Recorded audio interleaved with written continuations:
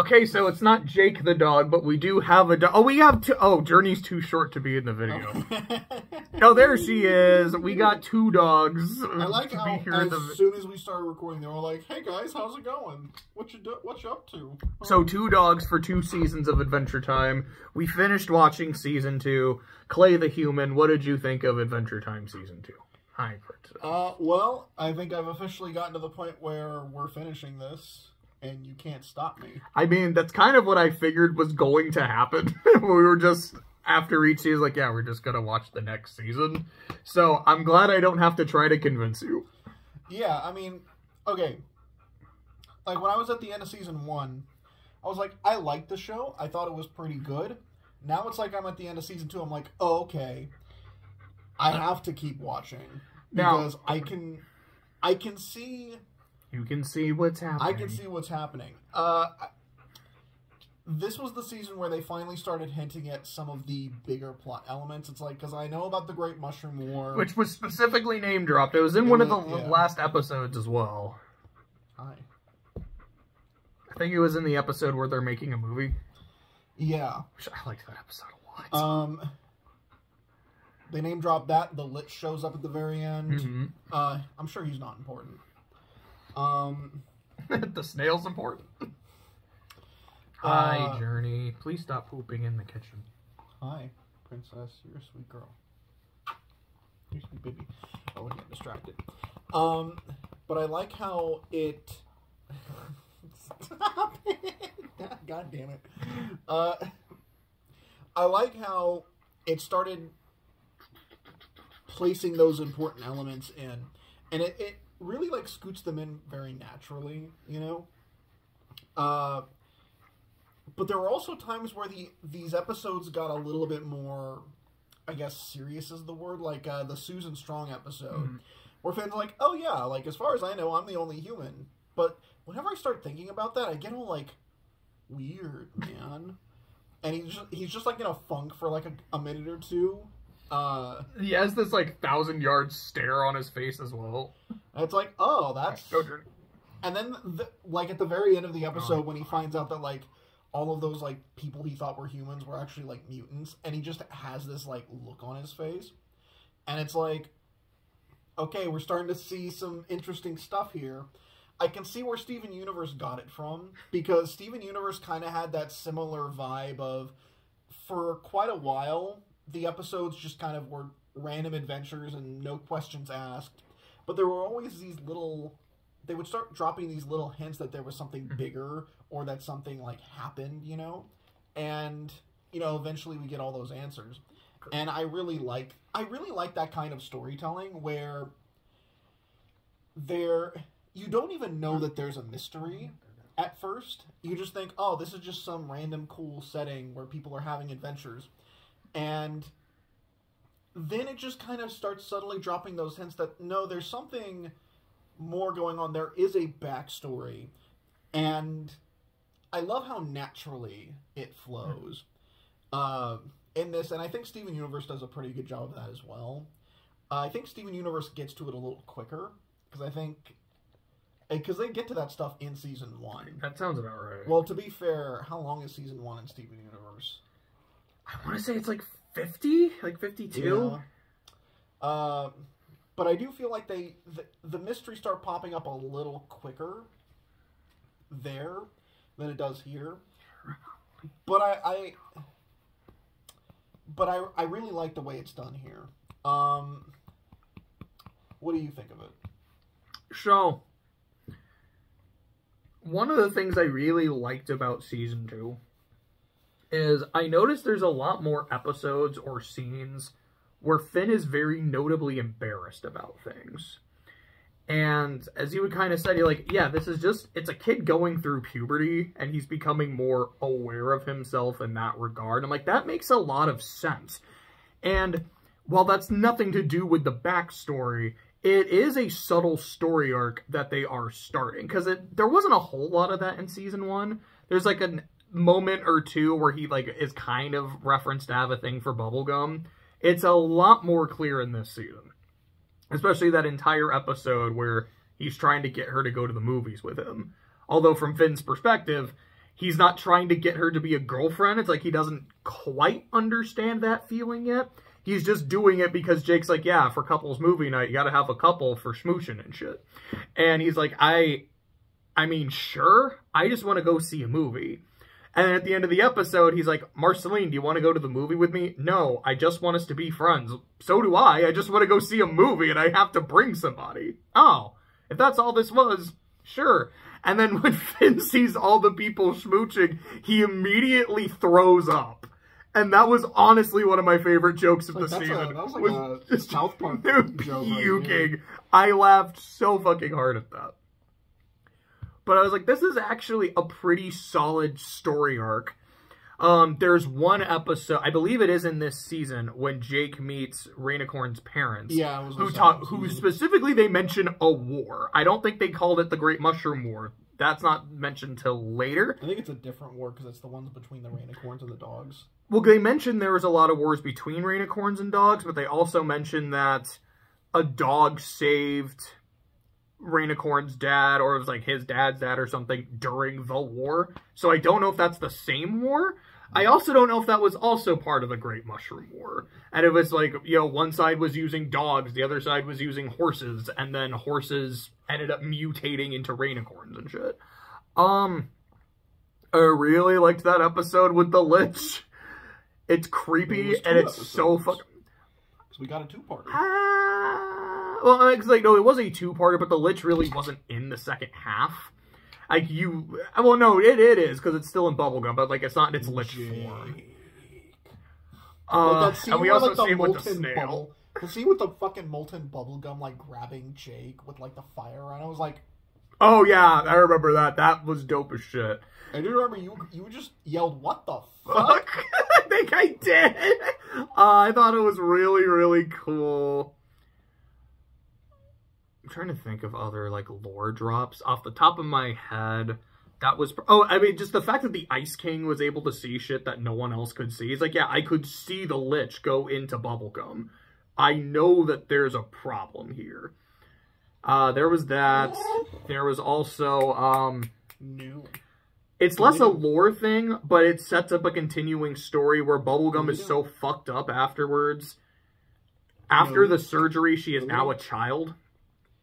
And she's specifically mentioned to be the same age as Finn, which is definitely setting up that I think he's going to be a lot more active in trying to win her affection, which I know doesn't work well for him, but I know that's going to be a thing.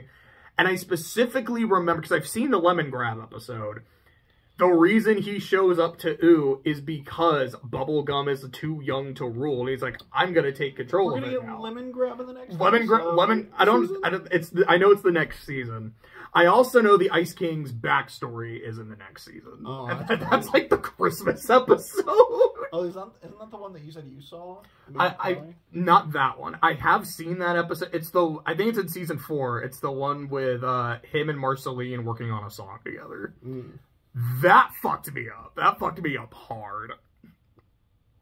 So I guess that's what I want to say about that. Are there specific scenes, jokes, or episodes you want to shout out? It seems like very clearly we both want to shout out the season finale. Because there actually was one this time, as opposed to just a episode that was marked the Which, end from of what I season understand, that's not how it aired. It aired with, for some reason, the two-parter aired first, and then the episode with the ghosts and then watching the movie aired as the second season finale. But that's not how it is on the DVD.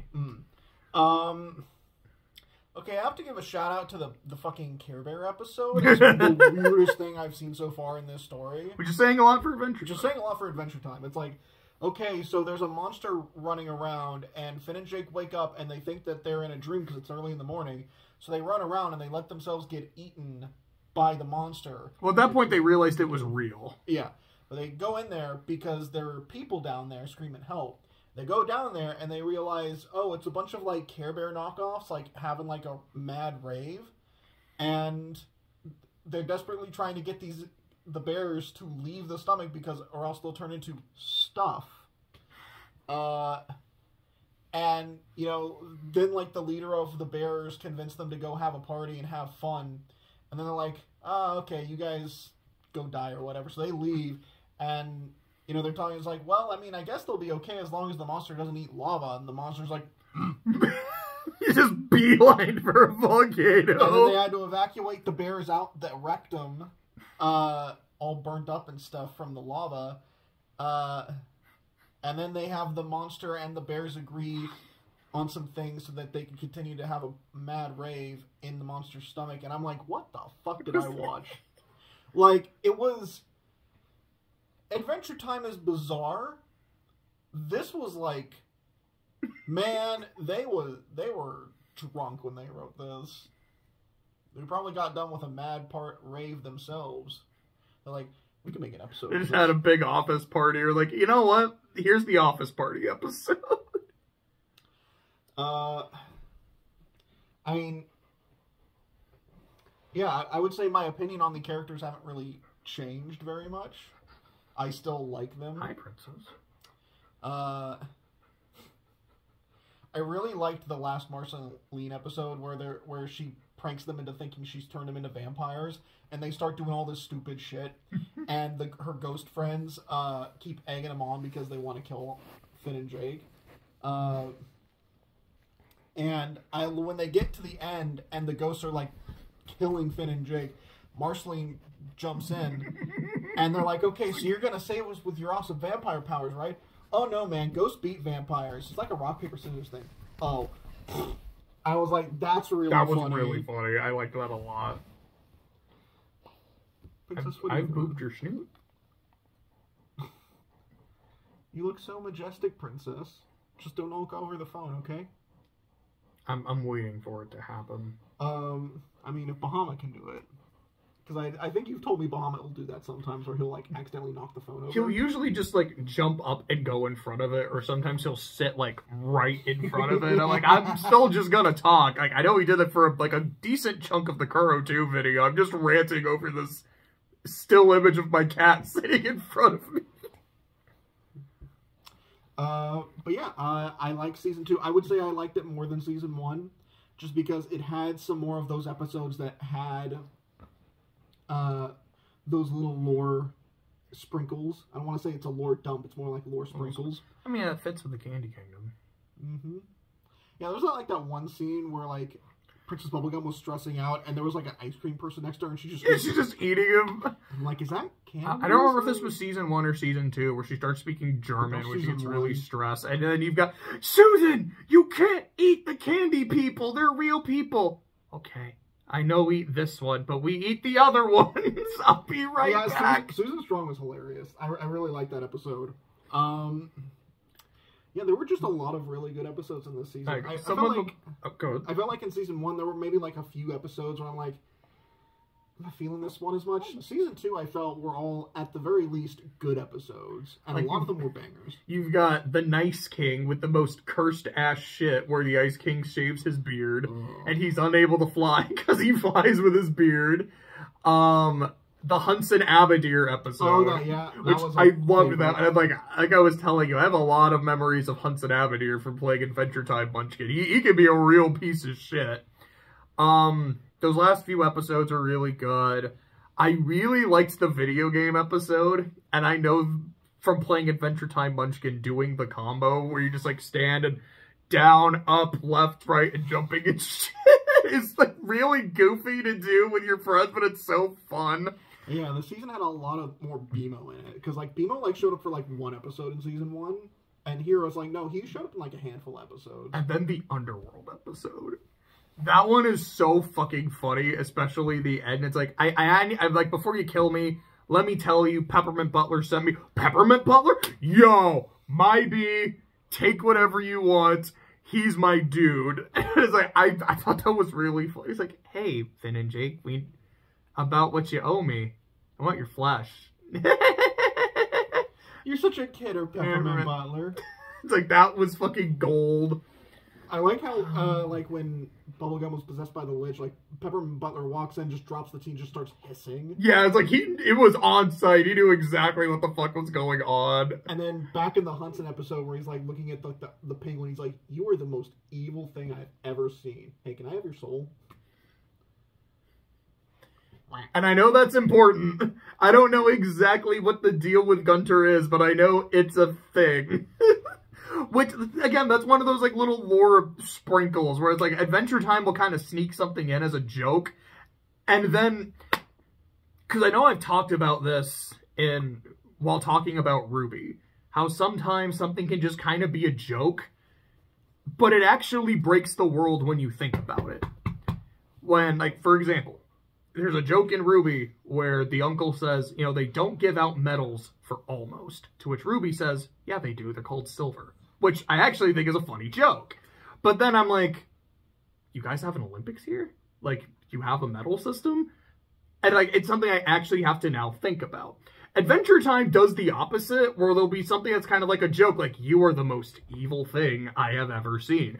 And then as it goes on, you later find out that's not a joke. That's like an actual statement from this dude. Fuck, that's really, really cool. I love that shit. So yeah, maybe we could start season 3 today. Probably not, but we'll probably start it like tomorrow or something. Like that sounds dope as hell. I think we're kind of into the we're in it now. Oh, 100%. Oh, I'm Lana. Just busted into the room. Bob, do you want to say anything about Adventure? I was talking to my cat, and Princess just tilts her head. Anything else? It was good shit. All right, good shit. We'll see you in season 3 with Lemon Grub. 10 years in the dungeon.